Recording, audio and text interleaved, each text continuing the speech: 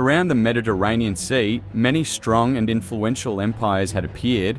One of the biggest and most influential one was the infamous Roman Empire.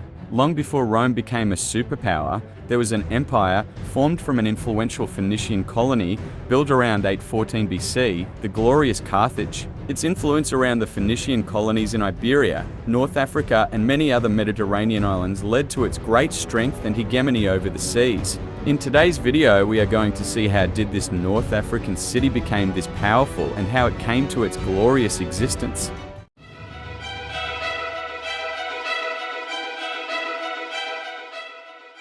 The specific date, circumstances, and motivations concerning Carthage's founding are unknown. All surviving accounts of the city's origins come from Latin and Greek literature, which are generally legendary in nature but may have some basis in fact. There were two major interpretations on this story, one from Roman historian Justin and one based on Virgil's epic poem, the Aeneid. The standard foundation myth across all sources is that the city was founded by colonists from the ancient Phoenician city-state of Tyre, led by its exiled princess Dido, also known as Queen Alyssa. Dido's brother, Pygmalion, had murdered her husband, the high priest of the city, and taken power as a tyrant. Dido and her allies escaped his reign and established Carthage, which became a prosperous city under her rule as queen.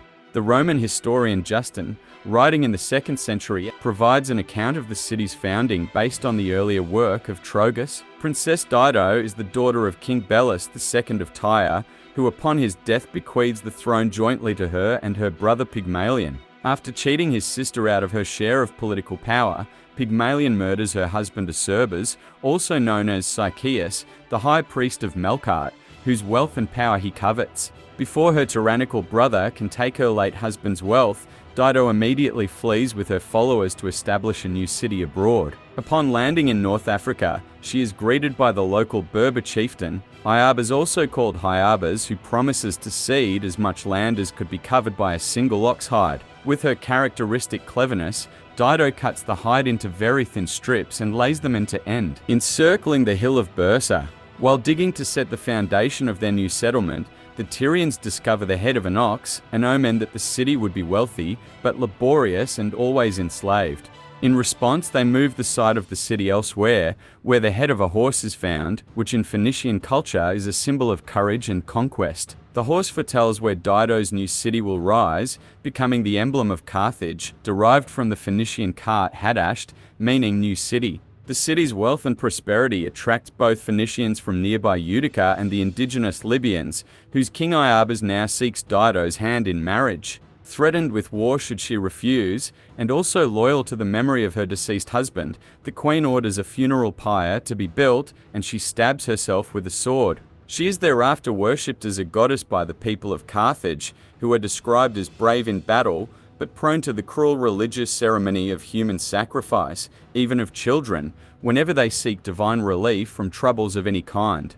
Virgil's epic poem, the Aeneid, written over a century after the Third Punic War, tells the mythical story of the Trojan hero Aeneas and his journey towards founding Rome, inextricably tying together the founding myths and ultimate fates of both Rome and Carthage. Its introduction begins by mentioning an ancient city that many readers likely assumed was Rome or Troy, but goes on to describe it as a place held by colonists from Tyre, opposite Italy, a city of great wealth and ruthless in the pursuit of war. Its name was Carthage, and Juno is said to have loved it more than any other place. But she had heard that there was rising from the blood of Troy a race of men who in days to come would overthrow this Tyrian citadel and sack the land of Libya. Virgil describes Queen Alyssa, for whom he uses the ancient Greek name Dido, meaning beloved, as an esteemed, clever, but ultimately tragic character. As in other legends, the impetus for her escape is her tyrannical brother Pygmalion, whose secret murder of her husband is revealed to her in a dream.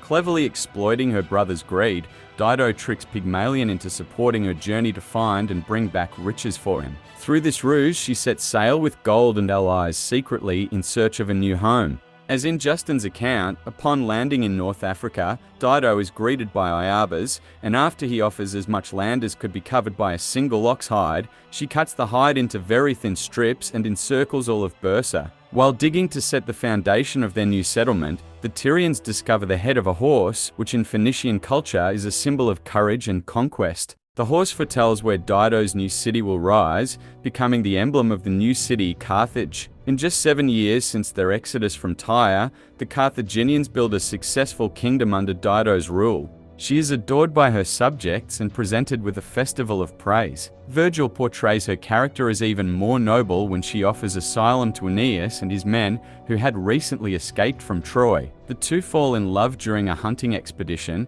and Dido comes to believe they will marry. Jupiter sends a spirit in the form of the messenger god, Mercury, to remind Aeneas that his mission is not to stay in Carthage with his newfound love Dido, but to sail to Italy to found Rome. The Trojan departs, leaving Dido so heartbroken that she stabs herself upon a funeral pyre with his sword. As she lies dying, she predicts eternal strife between Aeneas' people and her own, proclaiming "Rise up from my bones, avenging spirit," in an invocation of Hannibal. Aeneas sees the smoke from the pyre as he sails away, and though he does not know the fate of Dido, he identifies it as a bad omen. Ultimately, his descendants go on to found the Roman kingdom, the predecessor of the Roman Empire. Like Justin, Virgil's story essentially conveys Rome's attitude towards Carthage, as exemplified by Cato the Elder's famous utterance, "Carthago delendere esti," Carthage must be destroyed. In essence, Rome and Carthage were fated for conflict. Aeneas chose Rome over Dido, eliciting a dying curse upon his Roman descendants, and thus providing a mythical, fatalistic backdrop for a century of bitter conflict between Rome and Carthage. These stories typify the Roman attitude towards Carthage, a level of grudging respect and acknowledgement of their bravery, prosperity, and even their city's seniority to Rome, along with derision of their cruelty, deviousness, and decadence, as exemplified by their practice of human sacrifice.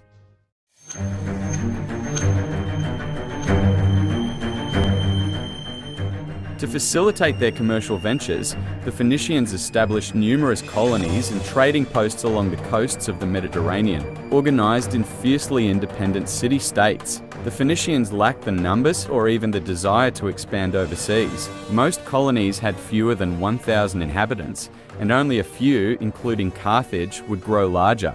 Motives for colonization were usually practical, such as seeking safe harbors for their merchant fleets, maintaining a monopoly on an area's natural resources, satisfying the demand for trade goods, and finding areas where they could trade freely without outside interference. Over time, many Phoenicians also sought to escape their tributary obligations to foreign powers that had subjugated the Phoenician homeland. Another motivating factor was competition with the Greeks, who became a nascent maritime power and began establishing colonies across the Mediterranean. The first Phoenician colonies in the western Mediterranean grew up on the two paths to Iberia's mineral wealth, along the northwest African coast and on Sicily, Sardinia, and the Balearic Islands. As the largest and wealthiest city-state among the Phoenicians, Tyre led the way in settling or control.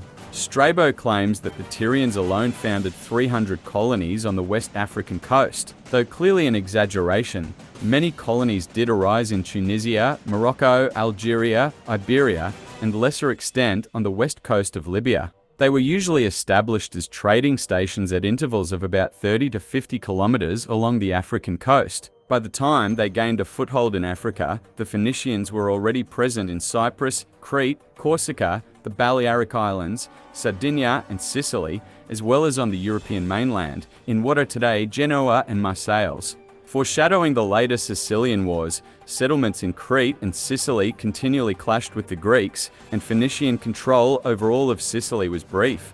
Nearly all these areas would come under the leadership and protection of Carthage, which eventually founded cities of its own, especially after the decline of Tyre and Sidon. The site of Carthage was likely chosen by the Tyrians for several reasons. It was located in the central shore of the Gulf of Tunis, which gave it access to the Mediterranean Sea while shielding it from the region's infamously violent storms.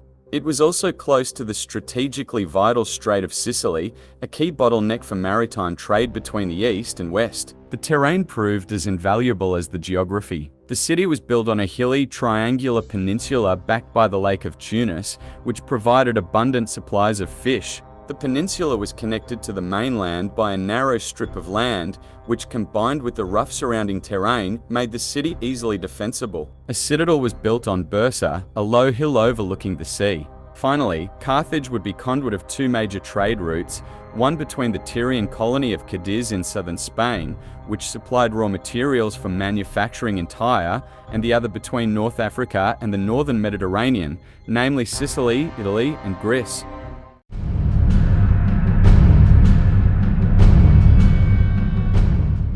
In contrast to most Phoenician colonies, Carthage grew larger and more quickly thanks to its combination of favorable climate, arable land, and lucrative trade routes. Within just 1 century of its founding, its population rose to 30,000. Meanwhile, its mother city, which for centuries was the preeminent economic and political center of Phoenician civilization, saw its status begin to wane in the 7th century BC, following a succession of sieges by the Babylonians. By this time, its Carthaginian colony had become immensely wealthy from its strategic location and extensive trade network. Unlike many other Phoenician city-states and dependencies, Carthage grew prosperous not only from maritime commerce, but from its proximity to fertile agricultural land and rich mineral deposits. As the main hub for trade between Africa and the rest of the ancient world, it also provided a myriad of rare and luxurious goods, including terracotta figurines and masks, jewelry, delicately carved ivories, ostrich eggs, and a variety of foods and wine. Although Carthaginians remained staunchly Phoenician in their customs and faith, by at least the 7th century BC, they had developed a distinct Punic culture infused with local influences. Certain deities became more prominent in the Carthaginian pantheon than in Phoenicia. Into the 5th century BC, the Carthaginians were worshipping Greek deities such as Demeter. Carthage may have also retained religious practices that had long fallen out of favor in Tyre, such as child sacrifice. Similarly, it spoke its own Punic dialect of Phoenician, which also reflected contributions by neighboring peoples. These trends most likely precipitated the colony's emergence as an independent polity. Though the specific date and circumstances are unknown, Carthage most likely became independent around 650 BC when it embarked on its own colonization efforts across the western Mediterranean. It nonetheless maintained amicable cultural, political, and commercial ties with its founding city and the Phoenician homeland. It continued to receive migrants from Tyre, and for a time continued the practice of sending annual tribute to Tyre's Temple of Melkart, albeit at irregular intervals. By the 6th century BC, Tyre's power declined further still after its voluntary submission to the Persian king Cambyses, which resulted in the incorporation of the Phoenician homeland into the Persian Empire. Lacking sufficient naval strength, Cambyses sought Tyrian assistance for his planned conquest of Carthage, which may indicate that the former Tyrian colony had become wealthy enough to warrant a long and difficult expedition. Herodotus claims that the Tyrians refused to cooperate due to their affinity for Carthage, causing the Persian king to abort his campaign. Though it escaped reprisal, Tyre's status as Phoenicia's leading city was significantly circumscribed. Its rival, Sidon, subsequently garnered more support from the Persians. However, it too remained subjugated, leading the way for Carthage to fill the vacuum as the leading Phoenician political power.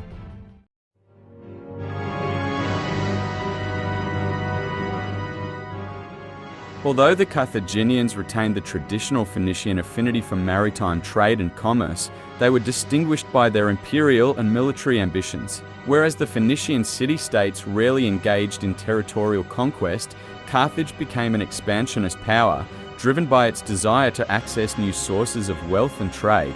It is unknown what factors influenced the citizens of Carthage, unlike those of other Phoenician colonies, to create an economic and political hegemony. The nearby city of Utica was far older and enjoyed the same geographical and political advantages, but never embarked on hegemonic conquest, instead coming under Carthaginian influence.